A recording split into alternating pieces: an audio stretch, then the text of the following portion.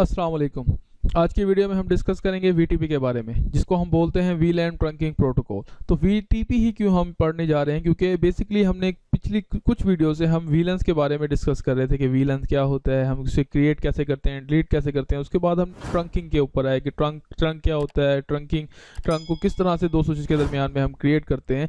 तो जो वीटीपी है, हमारा जो टॉपिक है वो इन्हीं से रिलेटेड है, यानी कि हमें इसके अंदर ट्रंक का नॉलेज होना चाहिए और इसके साथ साथ हमें वीलैन का नॉलेज होना चाहिए। तो स्टार्ट करते हैं हम अपनी वीडियो।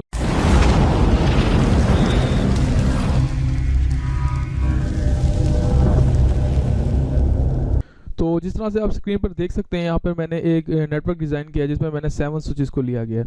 तो वीटीपी से पहले, अगर वीटीपी जब हमारे पास नहीं था, तो हमने यही पढ़ा था कि जब भी हम एक स्विच के ऊपर वीलैन को क्रिएट करते हैं, यानी कि अगर मैं स्विच 1 के ऊपर एक वीलैन क्रिएट करता हूँ, वीलैन 100, तो यहाँ पे क्या करना होगा, मुझे यहाँ पे वीलैन 100 क्रिएट करना होगा, यानी कि वीलैन यहाँ पे 100 क्रिएट होगा। उसके बाद मैं चाहता हूँ कि अब वो एक नया वीलैन जो हमारे नेटवर्क में आया है, मैं चाहता हूँ कि वो सबके सब स्विचेस के ऊपर वो वीलैन हो। तो मुझे बारी बारी क्या करना होगा, हर स्विच के ऊपर जाना होगा और उसके ऊपर वीलैन 100 को क्रिएट करना होगा, इधर भी और इस तरह से पूरे नेटवर्क पर।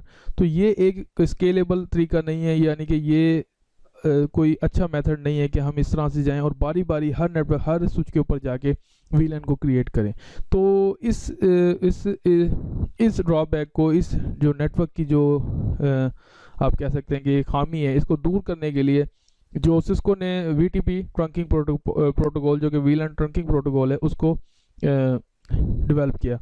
तो उसमें क्या होता है, वीटीपी जो कि वीलैन ट्रंकिंग प्रोटोकॉल है, इसमें ट्रंकिंग से इसका कोई लेना देना नहीं है। यानी कि जो कि हमने ट्रंकिंग पढ़ी थी 802.1 की ट्रंकिंग, जिसमें वीलैंस को टैग होते हैं, अनटैग होते हैं। तो इस जो हमारा ये जो प्रोटोकॉल है वीटीपी वीलैन ट्रंकिंग प्रोटोकॉल, इसका उस टैगिंग से अनटैगिंग से कोई लेना देना नहीं है। इसको ये क्या करता है, इसके अंदर कुछ मोड्स होते हैं, वो हम अभी डिस्कस करेंगे। और इसमें होता ये है कि जब भी किसी एक स्विच पर उसके मोड को देखते हुए जब कोई एक वीलैन क्रिएट होता है, तो ये पूरे नेटवर्क में उसकी अपडेट्स भेजता है। जैसे कि अगर फॉर एग्जांपल अगर यहाँ पे एक वीलैन क्रिएट होता है, वीलैन 300, तो उसकी अपडेट्स यहाँ और सब डायरेक्शन में उसकी अपडेट्स जाती हैं, इस तरह से इधर भी जाती हैं अपडेट्स। तो वो अपडेट्स करती क्या हैं और किस तरह से जो स्विच है उसको कैरी करता है या अपडेट करता है अपने आप को या नहीं करता, वो हमें मोड बताते हैं, स्विचेस के मोड के, वो जो स्विच है वो किस मोड के ऊपर कन्फिगर हुआ हुआ है। तो हम चलते हैं सबसे पहले स्विचेस को, ताकि मोर इसको अच्छी तरीके से क्लैरिफाई कर सकें। तो जिस तरह से आप यहाँ पे देख सकते हैं कि यहाँ पे वीटीपी के कुछ मोड्स होते हैं, यानी कि हम सर्वर को या जो स्विच है हम उनको कॉन्फ़िगर कर सकते हैं कि एक स्विच को हम कह सकते हैं कि ये सर्वर है हमारा, दूसरे को कह सकते हैं क्लाइंट है, और एक को कह सकते हैं ट्रांसपेरेंट है। ये ज़रूरी नहीं है कि एक नेटवर्क में सिर्फ एक ही सर्वर हो, उसमें एक से ज़्यादा भी सर्वर हो सकते हैं और एक से ज़्यादा क्लाइंट और ट्रांसपेरेंट स्विचेस भी हो सकते हैं। तो सर्वर बेसिकली होता क्या है, सर्वर में जब किसी एक स्विच को हम कहते हैं कि ये सर्वर है, तो हम उसके ऊपर जो वीलैंस हैं उसको क्रिएट कर सकते हैं, डिलीट कर सकते हैं और मॉडिफाई कर सकते हैं। उसके बाद जो हमारा दूसरा पॉइंट है, update it's database based on receive advertisement, यानी कि जो भी जब सर्वर या क्लाइंट जब किसी को एडवर्टाइजमेंट देता है, तो वो अपना जो डेटाबेस है उस अपडेट को देखते हुए जो अपना डेटाबेस को उसको अपडेट करते हैं। यानी कि कोई वीलैन अगर क्रिएट हुआ, डिलीट हुआ, तो वो उसकी जब अपडेट उसको रिसीव होगी, तो वो अपने डेटाबेस को देखते हुए उसको अपडेट करेंगे। इस पॉइंट का ये मतलब है। और उसके बाद ये कि जब एक अपडेट आ गई और अपना डेटाबेस उन्होंने अपडेट कर दिया, तो उसके बाद उस एडवर्टाइजमेंट को उन्होंने फॉरवर्ड भी करना है। तो उसके लिए तो जो सर्वर है वो उसको, जो हमारी वीटीपी एडवर्टाइजमेंट है, अपना डेटाबेस अपडेट करने के बाद वो उसको फॉरवर्ड भी करता है। उसके बाद कैन ओरिजिनेट वीटीपी एडवर्टाइजमेंट, इसका मतलब ये है कि वीटीपी एडवर्टाइजमेंट वो जनरेट भी कर रहा है, यानी कि वो अपनी ओरिजिनेट कर रहा है, वो जनरेट कर रहा है। उसके बाद क्लाइंट पे आ जाते हैं। तो अगर हम किसी स्विच को कहते हैं कि क्लाइंट कॉन्फ़िगर कर देते हैं, तो उसमें क्या होता है कि हम उसमें डिलीट और मॉडिफाई और क्रिएट वीलैंस नहीं कर सकते, यानी कि इसके अंदर हम ये सब कुछ नहीं कर सकते जो हम सर्वर में कर सकते। उसके बाद बाकी सब चीज़ें वो सेम है कि वो अपना डेटाबेस भी अपडेट करता है, जब वो कोई एडवर्टाइजमेंट आती है उसके पास, ओरिजिनेट भी करता है, एडवर्टाइजमेंट बनाता भी है, और उसके साथ साथ वो फॉरवर्ड भी करता है जो एडवर्टाइजमेंट होती है।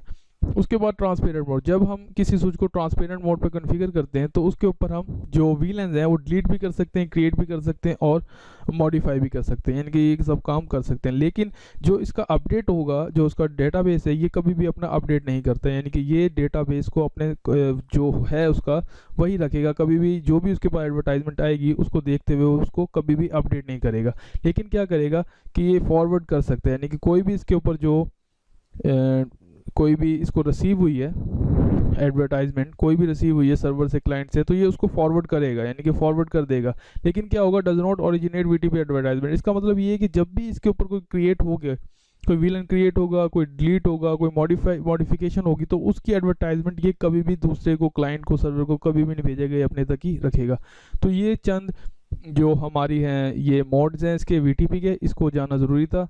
अब हम चलते हैं वापस अपनी स्लाइड पे। इसकी जो कॉन्फ़िगरेशन है वो हम इंशाल्लाह नेक्स्ट वीडियो में देखेंगे।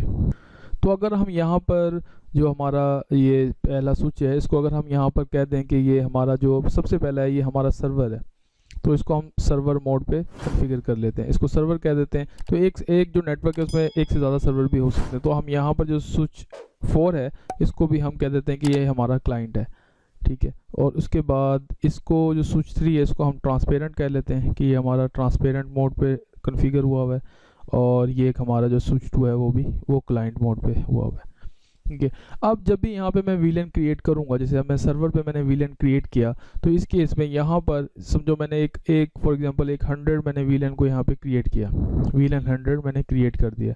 अब जब VLAN 100 क्रिएट किया तो इसकी जो अपडेट है, एडवर्टाइजमेंट है, वो हमारी इस स्विच पे जाएगी। जब इस स्विच पे जाएगी तो क्लाइंट क्या करेगा, क्लाइंट उसकी जो एडवर्टाइजमेंट आएगी उसको रिसीव करेगा और अपने डेटाबेस में जो VLAN 100 है उसको क्रिएट कर लेगा, VLAN 100 को क्रिएट करेगा। क्रिएट करने के बाद वो जो एडवर्टाइजमेंट है उसको फॉरवर्ड कर देगा यहाँ पर। फॉरवर्ड करने के बाद क्या होगा, ये जो स्विच 7 है ये भी क्लाइंट मोड पे होगा या जो किसी भी मोड पे हो सकता है, तो वो उसको देखेगा और उस तरह से अपने आप को मॉडिफाई करेगा।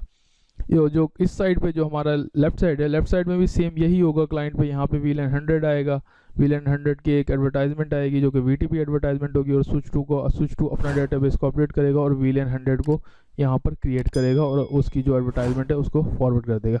अब आते हैं हम अपने ट्रांसपेरेंट स्विच के केस में।